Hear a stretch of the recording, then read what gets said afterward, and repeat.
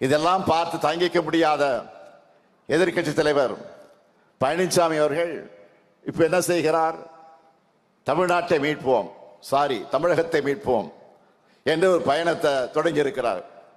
ஏன்னா தமிழ்நாடுன்னு சொல்லக்கூடாதுன்னு சொல்லுகிற கூட்டத்துக்கிட்ட இப்ப அதிமுகவை சேர்த்துட்டாரு. அதிமுகவை மீட்க முடியாத இவர் தமிழகத்தை மீட்க போகிறாராம். திருவாளர் பழனிசாமி அவர்களே, உங்ககிட்ட இருந்து தமிழ்நாடு ஏற்கனவே மீட்கப்பட்டு விட்டது. கூவத்தூர்ல ஏலம் எடுத்து கரப்ஷன் கலெக்ஷன் கமிஷன் தமிழ்நாட்டையே பார்க்காத அவலமான ஆட்சியை நடத்தினீங்க. கொஞ்சம் நஞ்சமல்ல, செஞ்ச குற்றங்கள்ல இருந்து காப்பாத்திக்க பாஜக கிட்ட ஒட்டுமொத்தமாக தமிழ்நாட்டையும் தமிழர்களையும் அங்கே கொண்டு போய் அவர்களுடைய உரிமைகளை அடகு வச்சிங்க. நீங்க செஞ்ச கேடுகள் ஒன்றா ரெண்டா? அதையெல்லாம் சரி செஞ்சு இன்று இந்தியாவிலேயே தமிழ்நாட்டுடைய வளர்ச்சி தான் நம்பர் 1, 9.69 விழுக்காடு. இதை நான் சொல்லல, இதை ஒன்றிய அரசால சொல்லி இருக்கிறாங்க. ஒன்றிய அரசால அதை மறைக்க முடியல, மறுக்க முடியல. தலை நிமிர்ந்த தமிழ்நாட்டை இன்னைக்கு வளர்த்தெடுத்திருக்கிறோம். வெளிமாநில மக்கள் எல்லாம் தமிழ்நாட்டை பற்றி பெருமையோடு பேசுறாங்க. இதெல்லாம் உங்களுக்கு எங்க தெரிய போகுது? பழனிசாமி அவர்களே, உங்களுக்கு தெரிந்ததெல்லாம் துரோகம் செய்யறது மட்டும்தான். உங்களை கொண்டு வந்தவருக்கு துரோகம் செஞ்சு வெளியில் அனுப்புனீங்க. உங்களை நம்பி கொடுக்கப்பட்ட கட்சிக்கும் அந்த தொண்டர்களுக்கும் துரோகம் செஞ்சு கூட்டணி வச்சிங்க.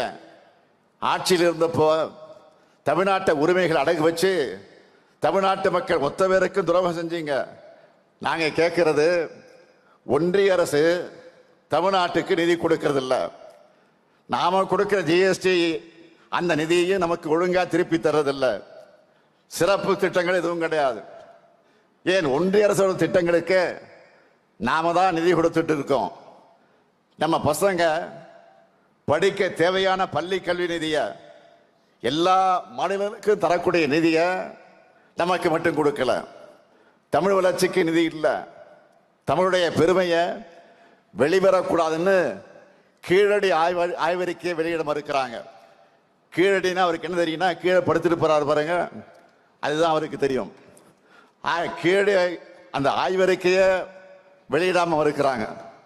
அது மட்டுமா, தொகுதி மறுவர அந்த பிரச்சனை, இப்ப வாக்காளர் பட்டியல குளறுபடியாகி இருக்கக்கூடிய பிரச்சனை, இப்படி தமிழ்நாட்டோட எல்லா உரிமைகளையும் பறிச்சவங்க கூட கூட்டணி வச்சுக்கிட்டு எப்படி உங்களால கூச்சமே இல்லாம பயணம் பண்ண முடியுது?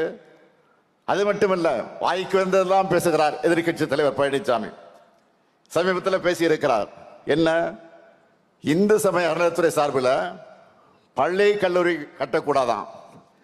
இதுக்கு முன்னாடி பாஜகவுக்கு வெறும் டப்பிங் வாய்ஸ் தான் கொடுத்துக்கிட்டு இருந்தார், பேசிக்கிட்டு இருந்தார். இப்ப பாஜக ஒரிஜினல் வாய்ஸாக பேச ஆரம்பிச்சிட்டார். அறநிலையத்துறை சட்டத்திலேயே கல்லூரி தொடங்க சட்டம் இருக்கு. இது கூட தெரியாம நீங்க எப்படித்தான் முதலமைச்சராக இருந்தீர்களோ எனக்கு புரியல. மறைந்த பெரிய பக்தவச்சலம் காலம் தொடங்கி ஏன் மக்கள் தலைவர் எம்ஜிஆர் அவர்களே முதலமைச்சராக இருந்தபோது பழனி ஆண்டவர் தொழில்நுட்ப கல்லூரியை திறந்திருக்கிறார். அந்த கல்லூரிக்கு கூடுதல் கட்டடத்தை போன முறை நீங்கள் திறந்து வச்சீங்க. அப்ப ஏதாவது மயக்கத்தில் போய் திறந்து வச்சுட்டு வந்தீங்களா? இப்போ நாங்க கல்லூரி தொடங்கலாம் தப்பா? பாஜக தலைவர்களே இந்த மாதிரி கல்லூரி தொடங்க கூடாதுன்னு பேசுறது இல்லை. ஆனா பழனிசாமி மட்டும் பேசுறாரு. இதை பார்த்தா ஒண்ணுதான் எனக்கு நினைவுக்கு வருது. ஒரு திரைப்படத்தில் வடிவேலு படத்துல தான் ஒரு காமெடி ஒண்ணு வரும். என்னன்னா, கொடுத்த காசுக்கு மேல என்னமா கூவுறான்னு, அந்த மாதிரி பாஜக காரங்களே பேசிட்டு இருக்காங்க.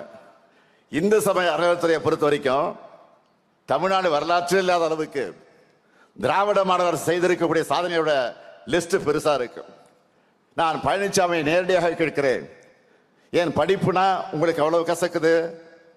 கல்விக்காக உண்மையிலே குரல் எழுப்புகிற மாதிரி இருந்தா கும்பகோணத்தில் நம்முடைய முத்தமிழக தலைவர் கலைஞருடைய பெயரால பல்கலைக்கழகம் அமைக்க போறோம்னு சட்டமன்றத்தில் சட்டமே ஏற்றி அனுப்பி வச்சோம். 2 மாசம் ஆயிருக்கு. அதுக்கு ஆளுநர் இதுவரையில் அனுமதி தராமல் இருக்கிறார். நான் கேட்டேன், இதை விட ஆளுநருக்கு என்ன வேலை? இதுக்காக குரல் எழுப்ப எதிர்க்கட்சி தலைவருக்கு நெஞ்சுரம் இருக்கா? நீங்க ஒன்றிய அரசு கிட்ட கேட்டாலும் கேட்காவிட்டாலும் நாங்க உறுதியோடு சொல்லுகிறேன், சட்ட ரீதியாக எதிர்கொண்டு கலைஞர் பல்கலைக்கழகத்தை நிச்சயமாக உறுதியாக அமைப்போம்.